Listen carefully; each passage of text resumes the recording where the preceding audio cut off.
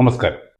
കഴിഞ്ഞ എൻ്റെ എപ്പിസോഡിൽ നമ്മൾ വഖഫ് ബോർഡിൻ്റെ ആരംഭം എങ്ങനെയായിരുന്നു എന്നും അധികാരങ്ങൾ എന്തായിരുന്നു എന്നുമൊക്കെ പരിശോധിക്കുകയുണ്ടായി. അതായത് 1954 മുതൽ ഏകദേശം 1964 വരെയുള്ള ചരിത്രത്തിലൂടെയാണ് നമ്മൾ കടന്നുപോയത്. അന്ന് വഖഫ് ബോർഡിനുണ്ടായിരുന്ന അധികാരങ്ങൾ വളരെ പരിമിതമായിരുന്നു. അന്ന് നിലവിലുണ്ടായിരുന്ന വഖഫുകളുടെ വരവ് ചെലവ് കണക്കുകൾ ബോധ്യപ്പെടുക, അത് നേരെ ചൊവ്വയാണോ ചിലവാക്കുന്നത് എന്ന് ബോധ്യപ്പെടുക, ആവശ്യമെങ്കിൽ മുത്തവല്ലിയെ മാറ്റുക, അല്ലെങ്കിൽ പുതിയ മുത്തവല്ലിയെ അപ്പോയിന്റ് ചെയ്യുക. കൂടാതെ അന്ന് നിലവിലുണ്ടായിരുന്ന വഖഫുകളുടെ പ്രവർത്തനങ്ങളെ സഹായിക്കാനായി മറ്റേതെങ്കിലും വസ്തു ഉപയോഗപ്പെടുത്തിയിരുന്നു എങ്കിൽ അവയെ വഖഫ് ബൈ യൂസർ എന്ന തത്വത്തിൻ്റെ അടിസ്ഥാനത്തിൽ വഖഫായി കൺസിഡർ ചെയ്യുക. ഇങ്ങനെയുള്ള വളരെ ലിമിറ്റഡ് ആയിട്ടുള്ള അധികാരങ്ങൾ മാത്രമേ വഖഫ് ബോർഡിന് ഉണ്ടായിരുന്നുള്ളൂ. എങ്കിൽ തന്നെയും അങ്ങനെ ഏതെങ്കിലും വിഷയങ്ങളിൽ തർക്കങ്ങൾ ഉണ്ടായാൽ അത് നിയമപരമായി സിവിൽ കോടതികളിലൂടെ സ്ഥാപിച്ചെടുക്കുന്നതിനും അന്ന് എല്ലാവർക്കും അവകാശം ഉണ്ടായിരുന്നു. നാം മനസ്സിലാക്കേണ്ട ഒരു കാര്യം, ഈ വഖഫ് ബൈ യൂസർ എന്നുള്ളത് ഒരു മുസ്ലിം തത്വം അല്ല. ഇന്ത്യയിൽ മാത്രം ഉള്ള ഒരു പ്രതിഭാസമാണ് വഖഫ് ബൈ യൂസർ. കാരണം ആ കേസിൽ വന്നിട്ട് ഒരു മുസ്ലിമും അദ്ദേഹത്തിൻ്റെ വസ്തു എന്നേക്കുമായി അള്ളാഹുവിന് ഡെഡിക്കേറ്റ് ചെയ്യുന്നില്ല. അതുകൊണ്ട് തന്നെ വഖഫ് ബൈ യൂസർ എന്ന തത്വത്തിൻ്റെ അടിസ്ഥാനത്തിൽ ഒരു വസ്തുവിനെ വഖഫ് ആയി പ്രഖ്യാപിക്കുന്നത് നോൺ മുസ്ലിം ആണ്.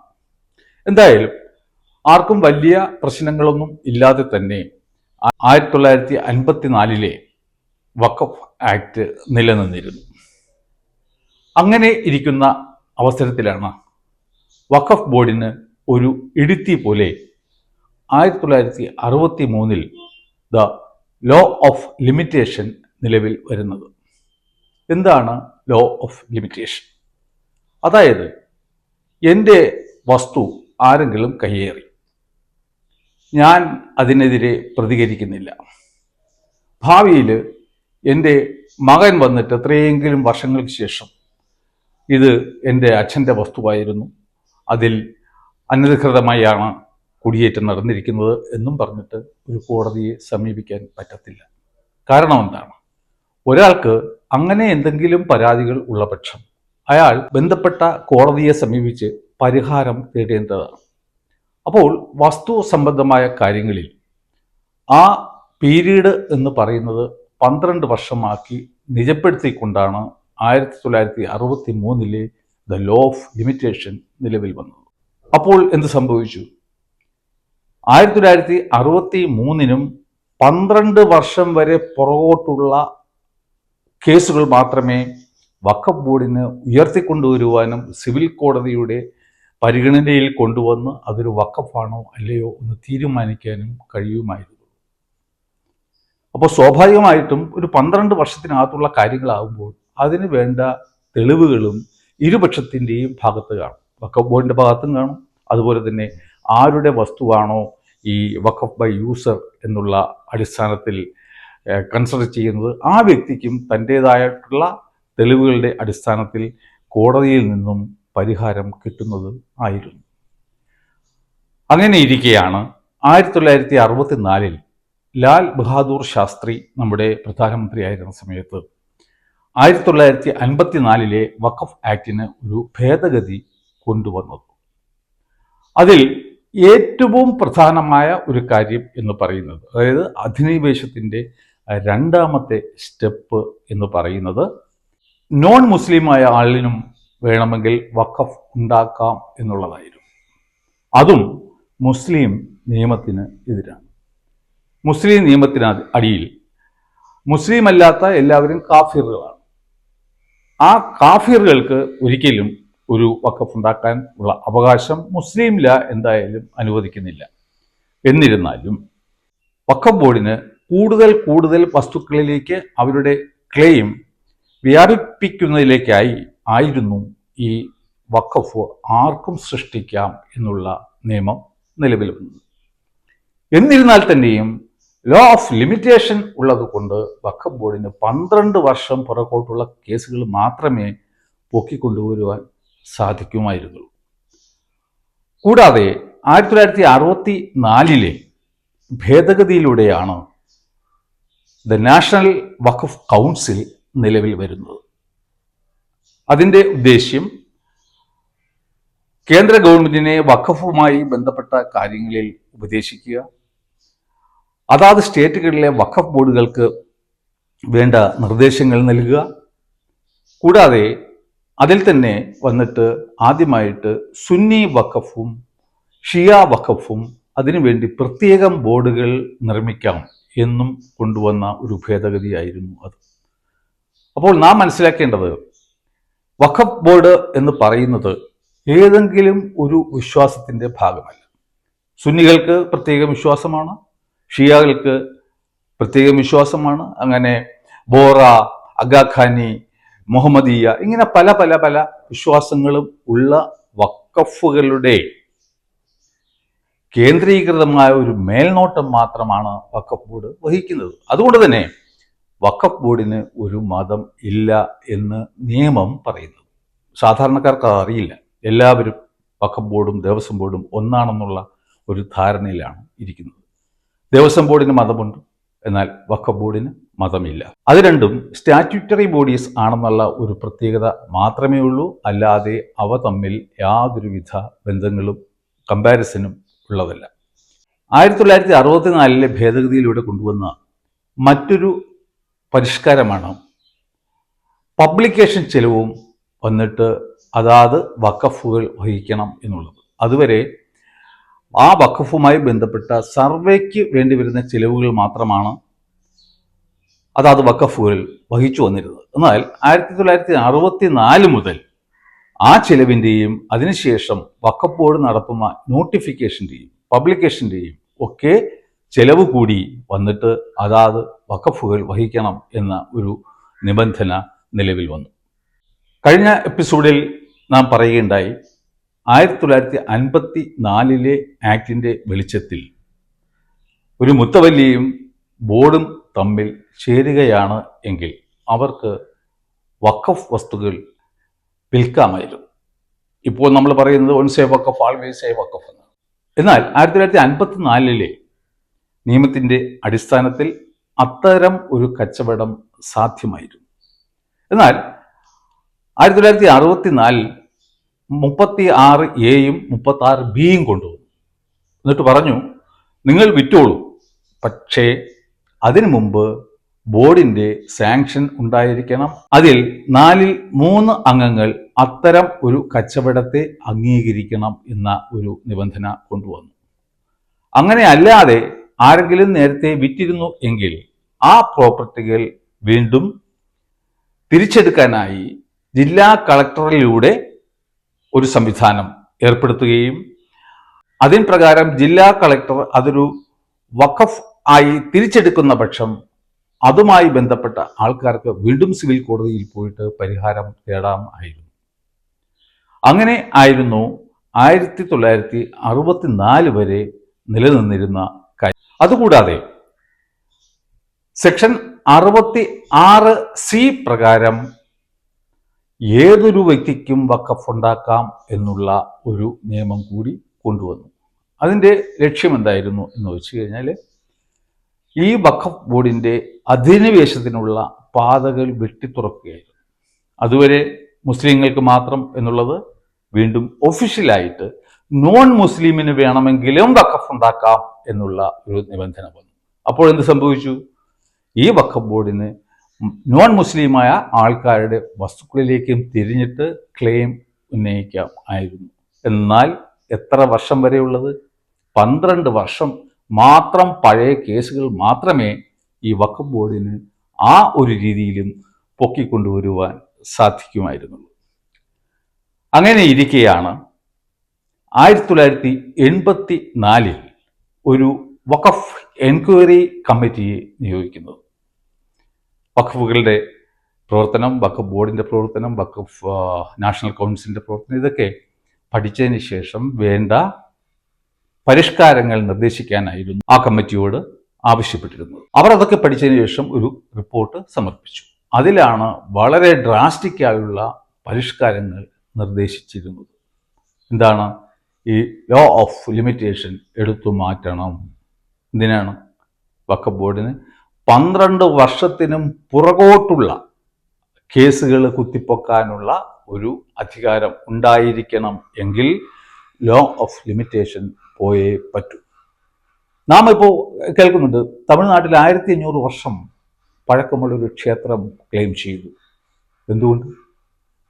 പിന്നീട് വന്ന സർക്കാരുകൾ ഈ ലോ ഓഫ് ലിമിറ്റേഷൻ എടുത്തു മാറ്റിക്കൊടുത്തു. അല്ലാത്ത പക്ഷം 12 വർഷത്തിനകത്തുള്ള ക്ലെയിംസ് മാത്രമേ വഖഫ് ബോർഡിന് ഉന്നയിക്കാൻ സാധിക്കുമായിരുന്നു. അങ്ങനെ ഉള്ള പല വിധത്തിലും ഉള്ള റെക്കമെൻഡേഷൻ നടത്തിയ ആ റിപ്പോർട്ട് എതിർപ്പിനെ തുടർന്ന് പ്രാവർത്തികം ആക്കാനും ഇംപ്ലിമെൻ്റ് ചെയ്യാനും സാധിച്ചില്ല എന്നുള്ളതാണ് നമ്മൾ ഇതിനെക്കുറിച്ച് പഠിക്കുമ്പോൾ മനസ്സിലാകുന്നത്. അങ്ങനെയിരിക്കെയാണ് 1995 വഖഫ് ആക്ട്, ഇന്ന് നിലനിൽക്കുന്ന വഖഫ് ആക്ട് നിലവിൽ വരുന്നത്.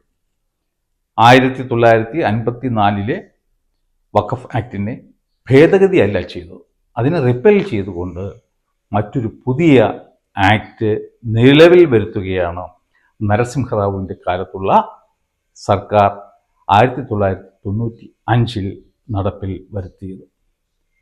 അപ്പോൾ ഇതുവരെയുള്ള വഖഫ് ആക്ടിനെ കുറിച്ചിട്ടുള്ള ധാരണ ഉണ്ടെങ്കിൽ മാത്രമേ 95 എന്തൊക്കെ ഗൂഢലക്ഷ്യങ്ങളോടെ ആണ് ഈ 1995 വഖഫ് ആക്ട് കൊണ്ടുവന്നത് എന്ന് നമുക്ക് മനസ്സിലാക്കാൻ സാധിക്കും. കൂടാതെ ഇപ്പോൾ അടുത്ത ശീതകാല സമ്മേളനത്തിൽ, ഇപ്പോൾ ഇന്ന് തുടങ്ങുന്നു എന്നാണ് എനിക്ക് തോന്നുന്നത്, ഈ 2024 വഖഫ് അമെൻമെൻറ്റ് ബിൽ ചർച്ചയ്ക്കായി പാർലമെൻറ്റിൽ വരികയാണ്. അപ്പോൾ നമുക്ക് ഏകപക്ഷീയമായി ഒരു തീരുമാനം എടുക്കാതെ ഈ കാര്യങ്ങളൊക്കെ അറിഞ്ഞിരുന്നാൽ ഈ കൊണ്ടുവരാൻ പോകുന്ന അമെൻമെൻറ്റ് ബില്ല് ആവശ്യം ഉള്ളതാണോ അല്ലയോ, അതല്ല ഇപ്പോഴുള്ള നിയമങ്ങൾ, വഖഫ് ആക്ട് നിയമങ്ങൾ ഭരണഘടനാ വിരുദ്ധം ആകുമോ എന്നൊക്കെ നമുക്ക് അറിയാൻ സാധിക്കും. ഇനി നമുക്ക് 1995 വഖഫ് ആക്ടിൽ കൊണ്ടുവന്ന പ്രധാനപ്പെട്ട പരിഷ്കാരങ്ങൾ എന്തായിരുന്നു എന്ന് ഒന്ന് കണ്ണോടിക്കാം. 1995 ആക്ടിലെ ഒരു പരിഷ്കാരം എന്ന് പറയുന്നത്, ഏതെങ്കിലും ഒരു വസ്തു എന്നെങ്കിലും ഒരു വഖഫ് ബൈ യൂസർ ആയിട്ടോ അല്ലാത്ത പക്ഷം ഒരു വഖഫ് ആയിട്ടോ ഉപയോഗിക്കപ്പെട്ടിരുന്നു എങ്കിൽ അത്തരം വസ്തുക്കളെയും അവരുടെ പ്രവർത്തനം നിലച്ചാൽ പോലും അത് എത്ര വർഷം പഴക്കമുള്ളതായാലും അത് വീണ്ടും ഒരു വഖഫ് തന്നെ ആയിരിക്കും. അത്തരം വസ്തുക്കളിൽ വഖഫ് ബോർഡിന് ക്ലെയിം ഉന്നയിക്കാം എന്ന് 95 ആക്ടിൽ വ്യക്തമാക്കുകയുണ്ട്.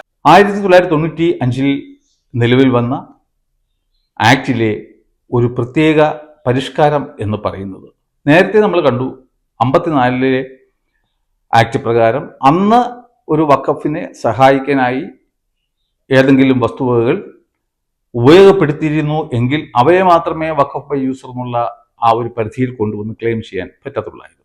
അതും 12 വർഷത്തിന് അകത്തുള്ള കേസുകൾ. എന്നാൽ 95 പരിഷ്കാരത്തിൽ എന്ത് കൊണ്ടുവന്നു?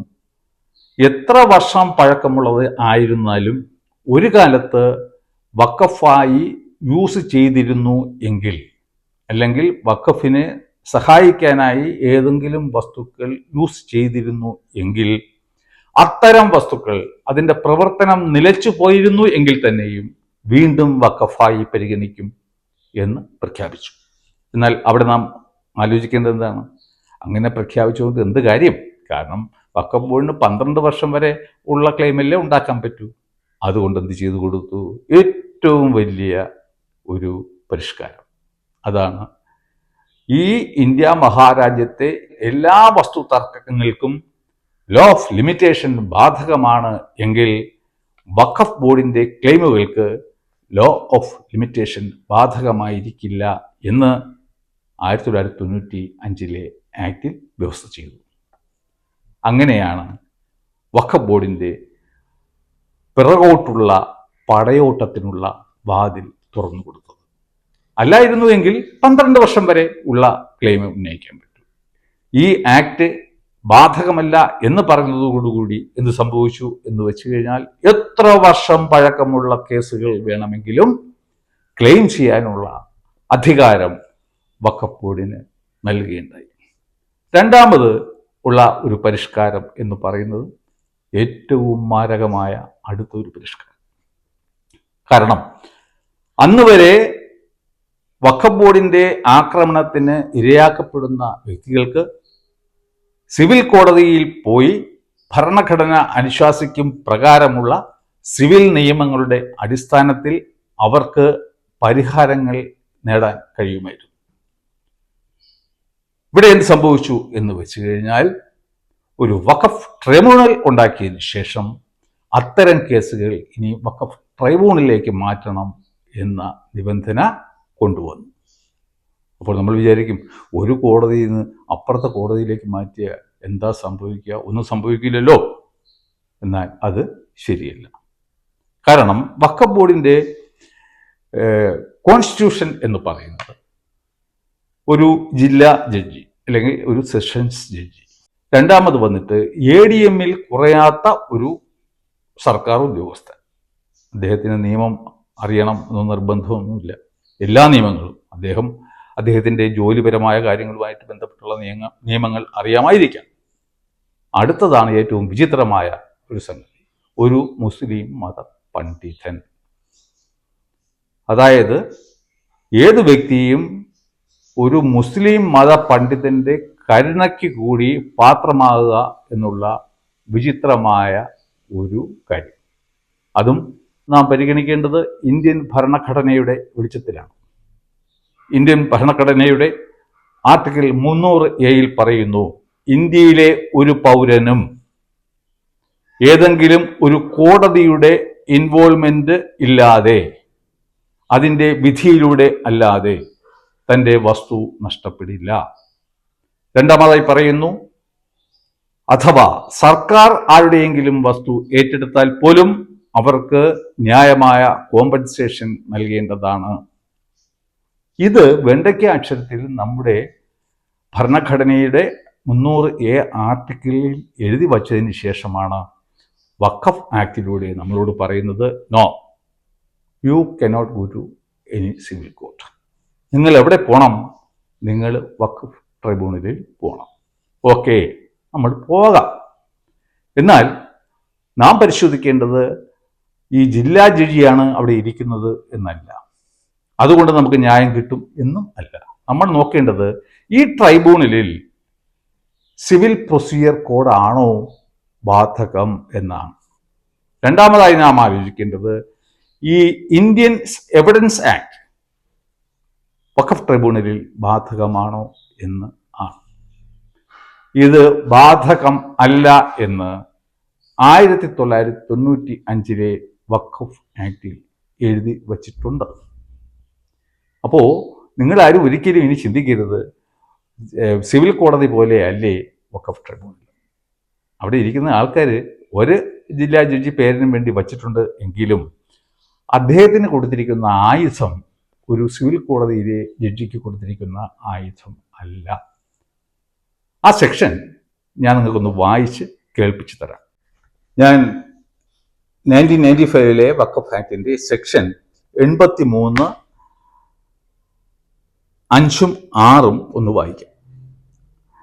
The tribunal shall be deemed to be a civil court and shall have the same powers as may be exercised by a civil court under the Code of Civil Procedure 1908 while trying a suit or executing a decree or order. അതായത് വഖഫ് ട്രിബ്യൂണലിന് ഒരു civil കോടതിയുടെ എല്ലാ അധികാരങ്ങളും ഉണ്ടായിരിക്കും. Fine.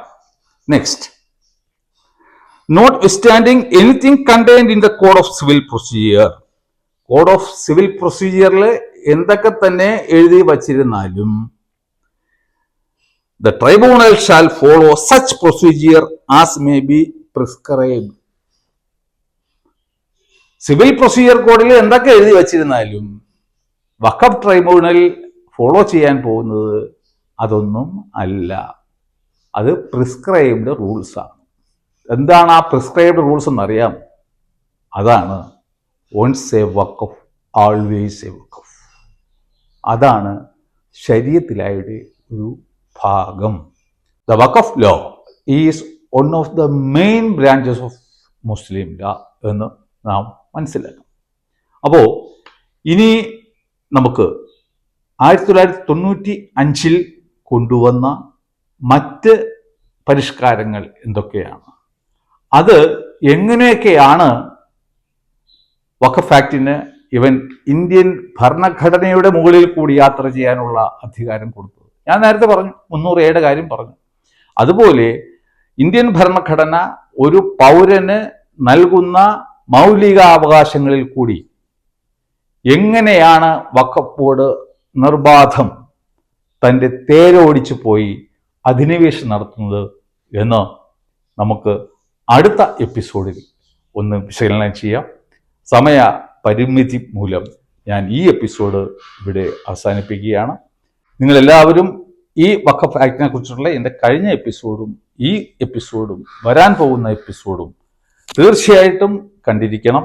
കാരണം ഇത് ആധികാരികമായിട്ട് മനസ്സിലാക്കേണ്ട കാര്യങ്ങളാണ്. പെട്ടെന്ന് നമ്മൾ ധൃതിയിലിടയ്ക്ക് പഠിച്ചാലൊന്നും ഇത് സ്വായത്തമാക്കാൻ കഴിയും എന്നില്ല. അതുകൊണ്ട് നിങ്ങളിത് കേട്ട് കഴിഞ്ഞാൽ നിങ്ങൾ തീർച്ചയായിട്ടും വഖഫ് ആക്ടിനെ കുറിച്ചിട്ട് ഒരു ബോധം ഉണ്ടാവും, സ്വന്തമായിട്ട് തീരുമാനിക്കാനുള്ള കപ്പാസിറ്റിയും ഉണ്ടാകും. അതുകൊണ്ട് ഇത് മാക്സിമം ആൾക്കാരിലേക്ക് എത്തിക്കാനും കൂടി ശ്രമിക്കണം. എല്ലാവരോടും ആവശ്യപ്പെടണം, നിങ്ങളിത് അറിഞ്ഞിരിക്കേണ്ടതാണ്, നിങ്ങൾ തീർച്ചയായിട്ടും കേൾക്കണം എന്നൊരു റിക്വസ്റ്റ് കൂടി നടത്തണം. അപ്പോൾ അടുത്ത എപ്പിസോഡുമായിട്ട് വീണ്ടും കാണുന്നത് വരെ നന്ദി, നമസ്കാരം.